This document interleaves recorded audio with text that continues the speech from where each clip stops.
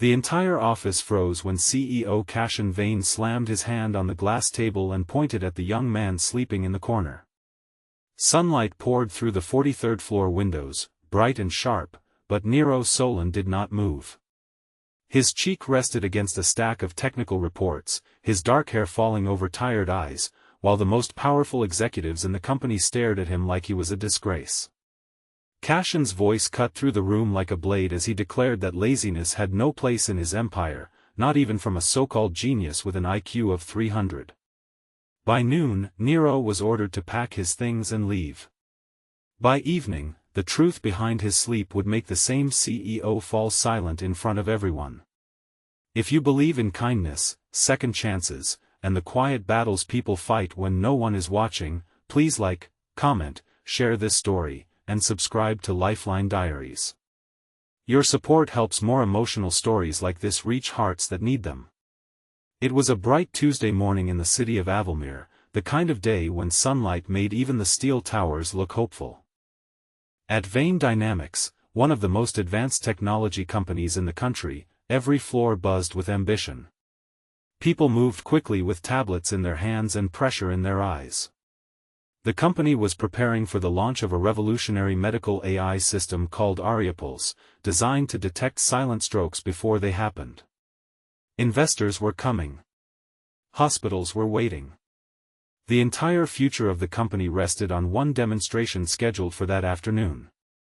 And in the middle of all that urgency sat Niro Solan, the quiet young engineer everyone called a miracle and a mystery. Niro was only 24. But his mind worked in ways people could not understand. He could look at broken code for 10 seconds and find the invisible mistake. He could solve impossible design problems while others were still reading the instructions. He had built the core prediction engine of Ariapulse almost alone, often staying late after everyone else went home. Yet he was not popular. He did not attend rooftop parties. He did not laugh loudly in the cafeteria. He wore the same faded navy jacket every day and carried an old lunchbox with scratches on the lid. Some admired him, but many resented him. They saw his brilliance but not his burden. For weeks, people had noticed him sleeping at work. Sometimes he would rest his head on his desk for 5 minutes. Sometimes he would drift off during lunch. Once, a manager found him asleep in the server room, curled beside the humming machines like a child hiding from a storm. Rumors spread quickly. Some said genius had made him arrogant. Others said he thought rules did not apply to him. No one asked why his hands trembled when he reached for coffee, or why his eyes looked like they had carried years of midnight. Cassian Veyne had built his company from nothing, and he believed discipline was the language of success. He was respected, feared, and rarely questioned. To him, weakness was a choice people made before failure arrived. That morning, when he entered the emergency review meeting and saw Niro sleeping through a discussion about the most important launch in company history, something inside him snapped. He did not see exhaustion. He saw disrespect. He did not see sacrifice. He saw insult. In front of directors, engineers, and investors, Cassian ordered Niro to wake up. Niro stirred slowly, blinking as if he had been pulled from deep water. His face was pale, and for one strange second, he looked terrified before remembering where he was. He tried to stand, but his knee hit the table. Papers slipped to the floor.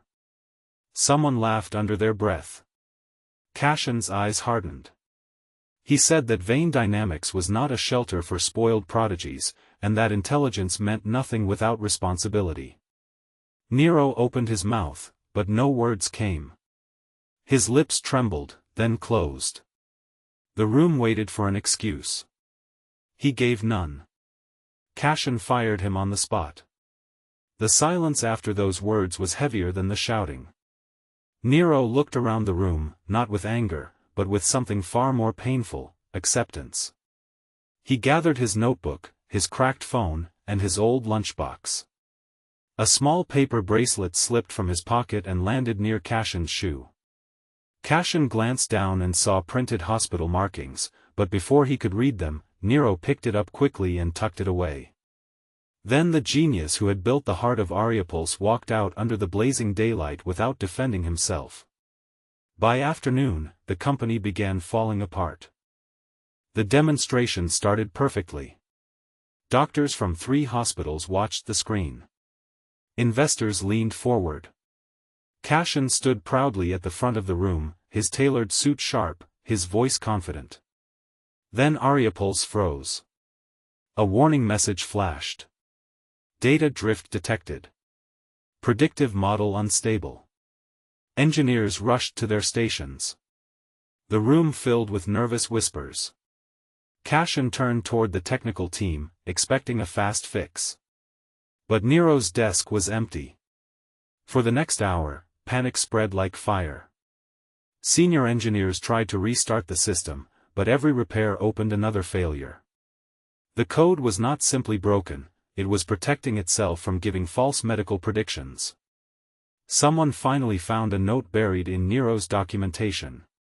It explained that the system had detected corrupted training data from a third-party source and had shut itself down to prevent hospitals from receiving dangerous results. At the bottom of the note, in Niro's small handwriting, were the words, "Do not override this safeguard unless verified against the clean patient dataset on local drive S19. Nobody knew where drive S19 was. Cassian's face turned pale. The investors looked furious. Doctors looked horrified. A false stroke prediction could ruin lives. A missed warning could cost them. The young man they had humiliated had not been careless. He had been protecting the world from their mistake. As engineers searched through Niro's workspace, they found more than code. In the bottom drawer of his desk was a folder labeled Mara. Inside were hospital bills, medication schedules, and printed brain scans of a little girl with wide eyes and a crooked smile. There were notes written in crayon, thanking her brother for fixing her robot heart monitor. There were bus receipts from overnight rides between the children's hospital and the office.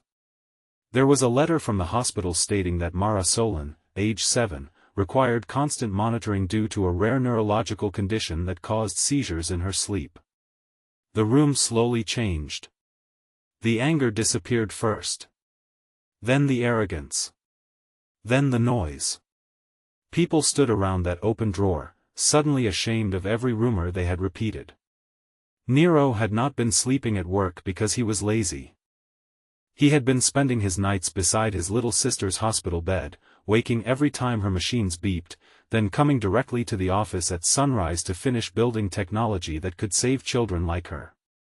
He had been surviving on bus naps, cafeteria leftovers, and impossible love.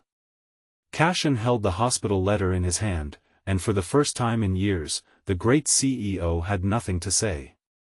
He remembered the way Niro had tried to speak in the meeting. He remembered the hospital bracelet. He remembered the pale face, the trembling hands, the silence. Cassian had mistaken dignity for guilt. He had punished the one person who had cared enough to stop a dangerous launch. Then Cassian noticed something written on the back of one medical bill. It was not meant for anyone else to see. It said, "If Mara gets worse, sell the patent bonus. Do not let them know. Keep working. She needs the insurance." That sentence broke something in him. Cassian drove himself to the children's hospital, ignoring calls from the board, investors, and reporters. Daylight still shone over the city, but everything looked different now. The bright streets seemed cruel, busy with people who had no idea that a young man was somewhere carrying a world too heavy for his shoulders. When Cassian entered the hospital, he found Niro in a small room near the neurology ward. The genius was sitting beside a sleeping little girl, holding her tiny hand, his own head bowed with exhaustion. A lunchbox sat unopened beside him. Mara was smaller than Cassian expected. Her hair was tucked under a pink scarf, and stickers covered the side of her medical monitor. Niro had drawn tiny stars around the machine's screen to make it less frightening. For a long moment, Cassian stood at the door, feeling like an intruder in the most honest place he had ever seen. Niro noticed him but did not stand. His eyes were red, not from anger, but from the kind of tiredness sleep could no longer fix. Cassian tried to apologize, but the words sounded too small. How could a few sentences repair public humiliation, lost income, fear, and injustice? Niro only looked at his sister and said softly that Mara had a seizure at 3:12 that morning, then another at 4:06, and he had come to work because the launch mattered. He said he fell asleep because he had been awake for 36 hours. He said he did not explain because people were tired of hearing sad stories, and he could not risk losing his insurance by seeming unstable. Cassian felt the full weight of what he had done. He had built towers of glass and called them success, but in that hospital room, he saw a different kind of greatness. Niro had no audience, no applause, no expensive suit, yet he had given everything he had for a child who trusted him and a project that could save strangers. Before Cassian could respond, Niro's phone buzzed. It was a message from one of the engineers. They still could not locate Drive S-19. The board wanted to override the safeguard and continue the launch to protect the company's reputation. Niro's face changed instantly. Exhaustion vanished beneath alarm. He stood too quickly, swayed, then caught the chair. Cassian reached toward him, but Niro was already packing his notebook. He said that if they overrode the safeguard, the system could send false results into pilot hospitals by nightfall. Cassian told him he was no longer fired. Niro stared at him, almost unable to process it. But there was no time for pride. There were patients at risk. They returned to Veyne Dynamics together while the sun hung low over the city. The office that had watched Niro leave in shame now watched him enter with the CEO at his side. No one spoke. Niro went straight to the central terminal, opened a hidden diagnostic map, and revealed that S-19 was not a physical drive. It was a sealed backup partition he had created inside the secure medical server, named after Mara's first seizure date. His fingers moved across the keyboard with fragile speed. Lines of code ran like streams of light. The corrupted data appeared, marked and isolated. The system began rebuilding itself from clean patient records. For 40 minutes, no one breathed easily. Niro worked with the intensity of someone holding a bridge together during a storm. Twice, his eyes closed for a second, and twice he forced them open. One engineer quietly placed coffee beside him. Another brought food. Someone else dimmed the lights near his screen. It was the first kindness the office had given him, and though Niro did not look up, his shoulders softened. At last, Ariapulse restarted. The warning disappeared. The clean model came online. Test results matched hospital validation records with extraordinary accuracy. The doctors watching remotely began to applaud. Not loud at first, then fully, emotionally, as if they understood they had not just witnessed a technical rescue, but a moral one. The system that could save thousands had been saved by the man they had thrown away. Cassian called an emergency company-wide meeting in the main atrium. Employees gathered on every level, leaning over glass railings while golden evening light filled the building. Niro stood near the back, uncomfortable and pale, hoping not to be seen. But Cassian called his name. This time, not as an accusation, but as an honor. In front of everyone, Cassian admitted what he had done. He said he had judged a man without knowing his battle. He said he had confused silence with disrespect and exhaustion with laziness. He said Veyne Dynamics had nearly launched a dangerous system because it valued appearances more than truth. Then he turned to Niro and apologized, not like a CEO protecting his image, but like a man finally seeing the damage pride can do. The atrium was silent. Niro looked at the floor. Forgiveness did not arrive like lightning. It came slowly, painfully, with the memory of every whispered insult still alive inside him. But then his phone lit up with a hospital message. Mara was stable. The new monitoring patch he had designed had helped doctors catch the seizure pattern earlier. Niro's eyes filled with tears he could no longer hide. For the first time, the people around him saw not an untouchable genius, but a brother who had been terrified every day. Cassian announced that the company would cover Mara's treatment fully, create a caregiver support program for all employees, and establish a rule that no worker would ever be punished for medical or family hardship without being heard first. He also restored Niro's position, doubled the medical research budget, and named the safety protocol after Mara. But the most important change was not in policy. It was in the faces of the people who had judged too quickly. They understood that behind every tired face might be a story no one has earned the right to mock. Weeks later, Ariapulse launched successfully during a daytime ceremony at the Children's Hospital garden. The sky was clear, the trees moved gently, and sunlight warmed the rows of doctors, nurses, engineers, and families. Mara sat in a wheelchair at the front wearing a yellow dress and holding Niro's hand. When the first hospital announced that Ariapulse had already helped detect a life-threatening neurological episode in a child before it became fatal, the crowd rose to its feet. Niro did not smile like a hero. He smiled like someone who had finally been allowed to rest. Cassian stood beside him, quieter than before.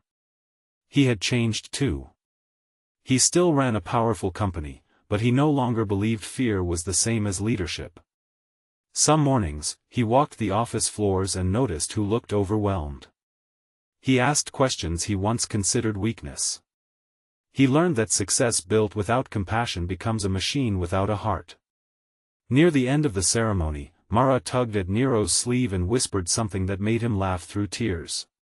She said the sleeping genius had saved everyone while dreaming. Niro looked at her, then at the bright hospital garden, and for once, he did not feel ashamed of his exhaustion. He had slept because he was human. He had endured because he loved. And he had changed a company because truth, once revealed, is stronger than judgment. If this story touched your heart, please like the video, share it with someone who needs a reminder to be kind, comment your thoughts, and subscribe to Lifeline Diaries for more emotional stories that restore faith in humanity. Special request: comment, kindness sees what judgment misses, if you believe every person deserves to be heard before they are judged. By sunset, Niro sat beside Mara under the hospital garden lights. She was asleep now, peaceful and safe, her small hand resting in his. For the first time in months, he leaned back, closed his eyes, and allowed himself to breathe. No one called him lazy. No one laughed. Around him were people who finally understood that sometimes the strongest souls are the ones who look the most tired.